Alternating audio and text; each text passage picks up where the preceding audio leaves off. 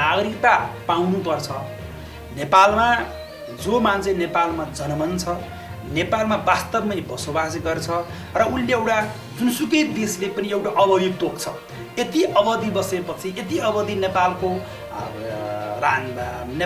रहन सहनमा भिजेपछि मात्रै नागरिकता पाउने भन्ने एउटा पहिला पनि प्रावधान थियो। निर्वाचनको नाटक पनि रचिन्छ। निर्वाचनबाट जितिएको जनप्रतिनिधिले निर्णय गर्यो के हो त भन्दाखेरि हेर्दा राम्रो, तर मलाई लाग्छ यो अत्यन्त गम्भीर विषय हो। यतिखेर गलत, यो अध्यादेश यतिखेर आउनु गलत।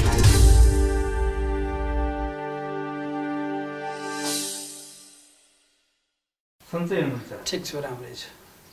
तपाईँ कानुन व्यवसाय पनि हो। कानुन व्यवसायको नाताले अहिलेको राजनैतिक घटनाक्रमलाई कसरी हेर्नु भएको छ? धन्यवाद। यतिखेर राजनीतिक रूपमा घटनाक्रम जे घटे तापनि यो मुलुकलाई संवैधानिक रूपमा असफल बनाउने र कानुनी रूपमा पनि कसरी यसलाई असफल बनाउन सकिन्छ भन्ने किसिमबाट नियोजित रूपमा यो राज्य सञ्चालन गर्ने जिम्मेवारी लिनुभएका वर्तमान प्रधानमन्त्री र उहाँसँग नजिक रहेको राजनैतिक दलले र मधेसबाहेक केही साथीहरूको समर्थनमा यसलाई मुलुकलाई असफल राष्ट्रको रूपमा बनाउन प्रयास भइरहेको जस्तो आभास भइरहेको छ। संसद एकपटक होइन दुई पटक विघटन गरियो। जनसमुदायबाट संसदको दुई पटक हत्या गरिँदा प्रमुख प्रतिपक्षी दलहरू कुनाभित्र लुकेर बसे, कुनै चहल पहल गर्न पाएन। किन गरेन होलान् भन्ने आरोप पनि छ। तपाईँ नेपाली कङ्ग्रेस आबद्ध एउटा व्यक्तित्व भएको नाताले, कानुन व्यवसायको नाताले राजनैतिक र कानुनी प्रावधानका हिसाबले हेर्ने हो भने के यो साँच्चीकै हत्या भएको हो? तपाईँले जुन प्रतिपक्षको दलको नाताले केही पनि गरेन, कुनामा पसे भन्ने कुरामा म असहमत हुँ। किनभने अघिल्लो पटक विघटन हुँदाखेरि पनि हामीसँग दुईटै बाटाहरू थिए। एउटा राजनीतिक रूपमा सडक सङ्घर्ष गर्ने र अर्को त्यसलाई चुनौती दिने, संवैधानिक रूपमा चुनौती दिने सर्वोच्च अदालतसँग हो। र योचोटि पनि हामीले, योचोटिको त अझ पहिलाको भन्दा घटना अत्यन्तै देश निषेधाज्ञामा छ, जनता बाहिर निक्लिन पाएका छैनन्।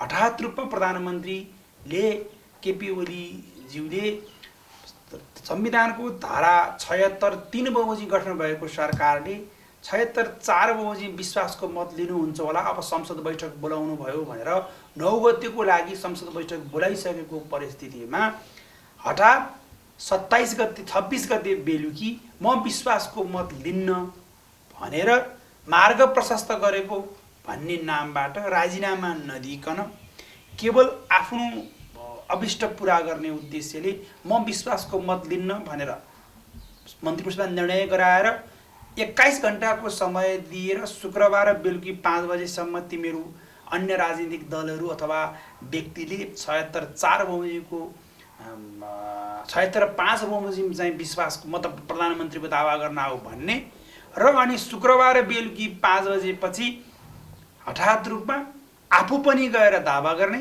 सँगसँगै अन्य राजनीतिक दलहरूसँग शनिबार बिहान, अब शनिबार अदालतमा सबै बन्द भइसकेपछि रातभरिमा संसद विघटन गर्ने जुन एउटा अभिष्ट किसिमबाट लाग्नुभयो प्रधानमन्त्रीज्यू, यो नै सबैभन्दा ठुलो संवैधानिक रूपमा एक प्रकारको कुनियत हो र संवैधानिक रूपमा कु गर्ने प्रयत्न गरिएको नै हो।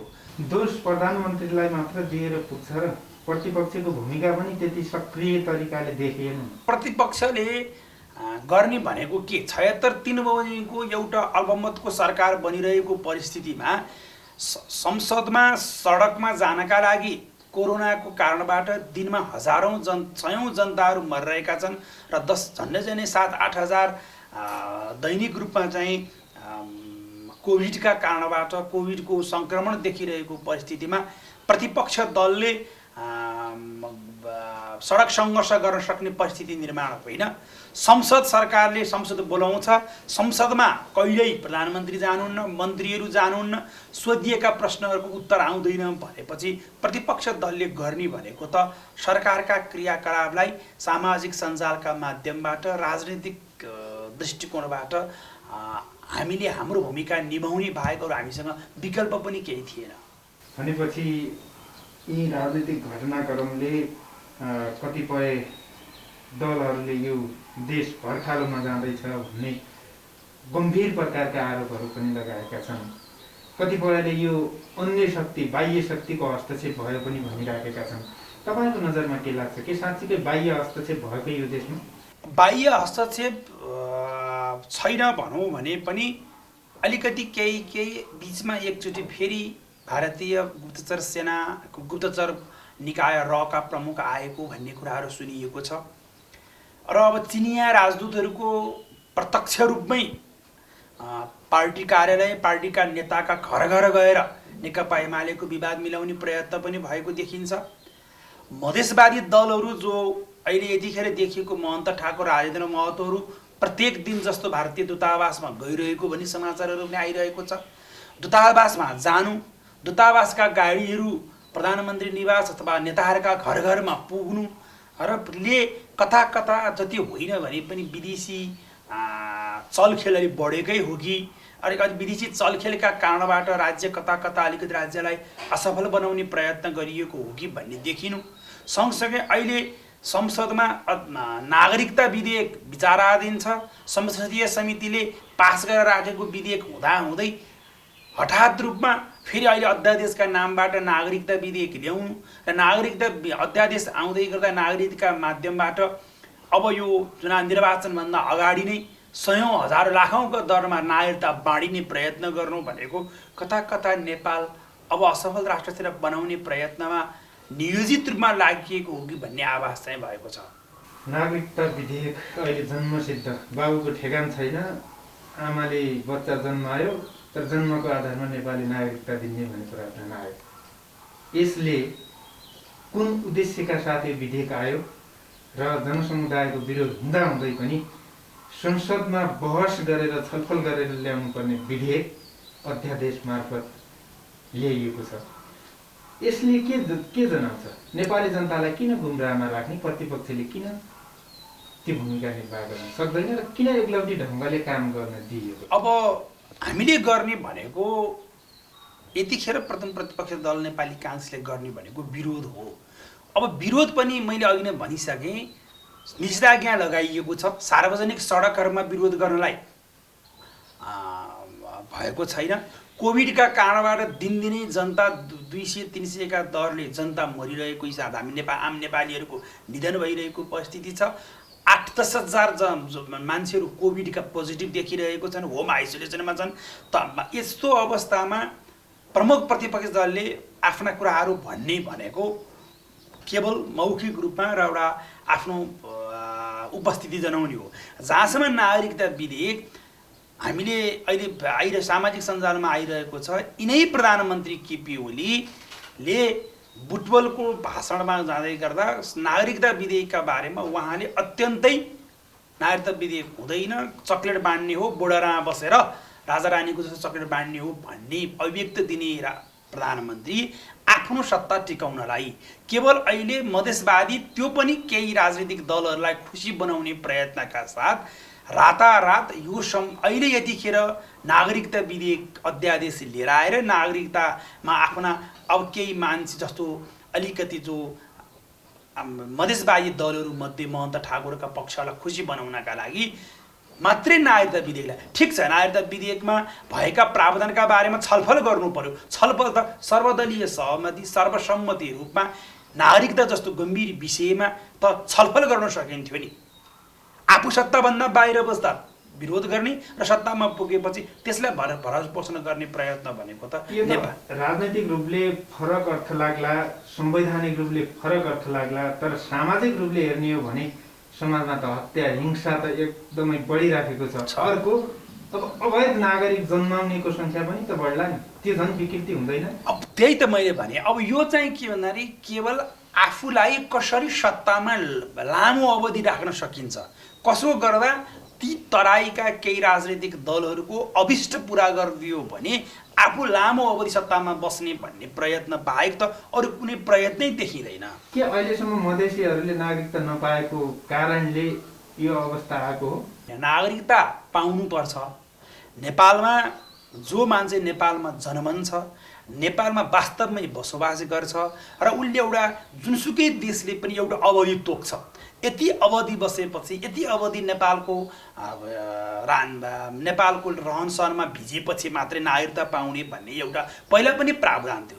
समयलाई व्यवस्थापन गर्न सकिन्छ। तर अब यहाँ त के भयो भने अब जो मान्छे विदेशबाट बिहा गरेर नेपाल आउँछ, नेपाल आएर नेपालमा बिहा गरिसके बच्चा जन्मिन्छ, ऊ 16 वर्षपछि स्वतः जन्मसिद्ध नागरिकता पाउने र जन्मसिद्ध नागरिकता पाइसकेको मान्छेबाट जन्मिएकाले वंशजको आधारमा पाउने भनेपछि त केही राजनीतिक जस्तो नेपालको संविधानले के भन्यो भने अङ्गीकृत नागरिकता पाएको मान्छेले नेपालको चाहिँ ऊ पाउँदैन थियो, राष्ट्रिय स्तरका नेतृत्वमा बस्न पाइँदैन थियो। तर अब त्यसलाई बिस्तारै वंशजको आधारमा भइसकेपछि त पछि वंशजको आधारमा पाउने भयो। जस्तो यो के देखिन्छ भने अहिले तत्काल यसको परिणाम त नदेखिएला, हेर्दा राम्रो सस्तो लोकप्रियता नै भयो, नागरिकता नपाउने हो र भन्न पाइयो। तर मलाई के लाग्छ भने यो राजनैतिक भविष्य यसको 10, 15, 20 वर्षपछि नेपाल बिस्तारै तराईमा गैर नेपालीहरूको प्रभुत्व बढ्दै गएर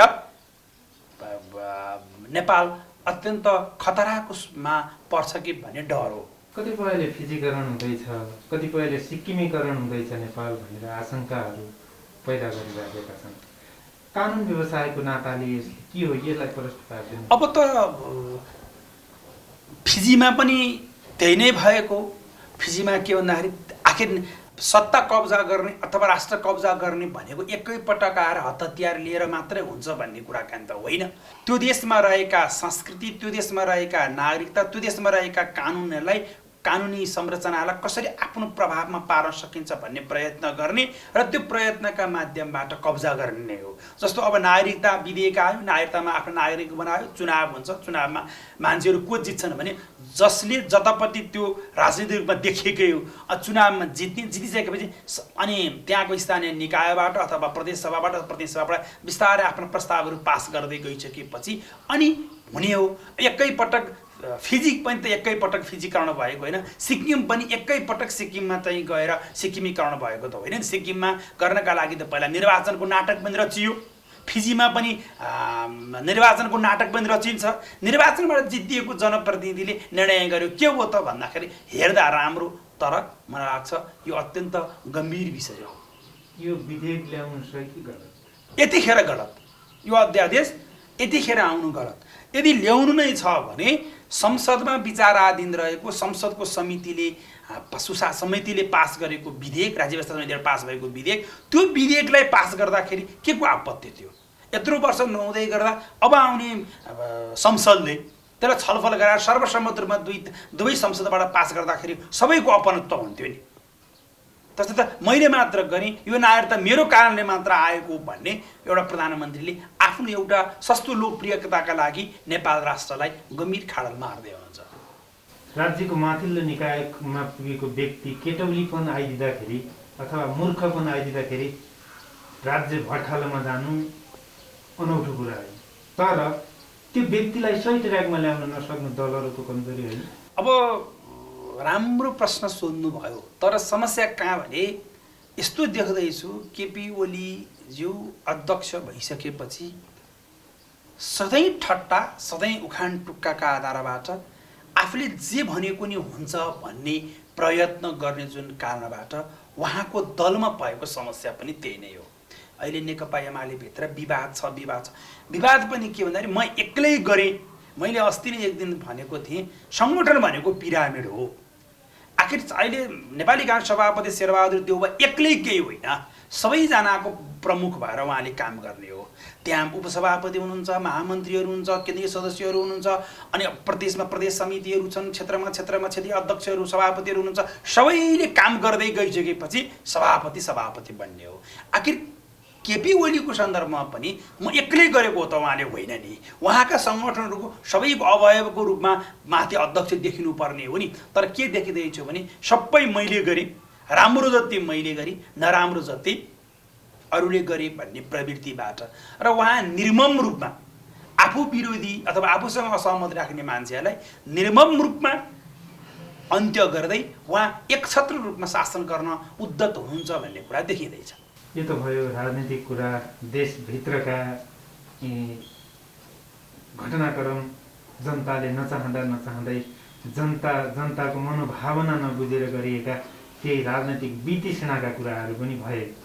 अब देश कोरोनाको चपेटामा छ, नयाँ नयाँ भेरिएन्ट भाइरसहरू प्रवेश गरिराखेको छ, अझ देश जनता झन्झन मारमा परिराखेको अवस्था, अहिले त विश्व नै रहिरहेको अवस्था। अन्य देशहरूले आफ्नो देशमा कसरी कोरोना भाइरस भगाउन सकिन्छ, कसरी नियन्त्रण गर्न सकिन्छ भनी लागि परेको बेला नेपालमा चुनावका कुरा गरिँदैछ, चुनावका मिति घोषणा गरिँदैछ। चाइनाले दिएका अथवा छिमेकी मुलुकहरूले अनुदानमा दिएका सिलिन्डरहरूमा पनि स्टिकर टाँसेर यो व्यक्तिगत रूपमा वितरण गऱ्यौँ भनेर सामाजिक सञ्जालमा भाइरल भएका हाम्रा मन्त्रीहरू पनि छन्। यथार्थता बुझ्ने हो भने यस्ता निज कुकृत्यहरू गर्दा आफैलाई लाल लाग्नुपर्ने कुरा हो, तर भइदिए। यी घटनाक्रमले के देखाउँछ? अब कोरोनाको माध्यम कारण विश्व आक्रान्त छ, नेपाल आक्रान्त छ। गत वर्ष चैतबाट हामी करिब 1 वर्ष भयो मुलुक चाहिँ 1 वर्षदेखि हामीहरू एक प्रकारको आर्थिक रूपमा हाम्रा आर्थिक सामाजिक सबै गतिविधिहरू करिब ठप्प भएको स्थिति छ। पटक पटक हामीले केही भन्यो भने विरोध गरेको भन्ने हुन्छ।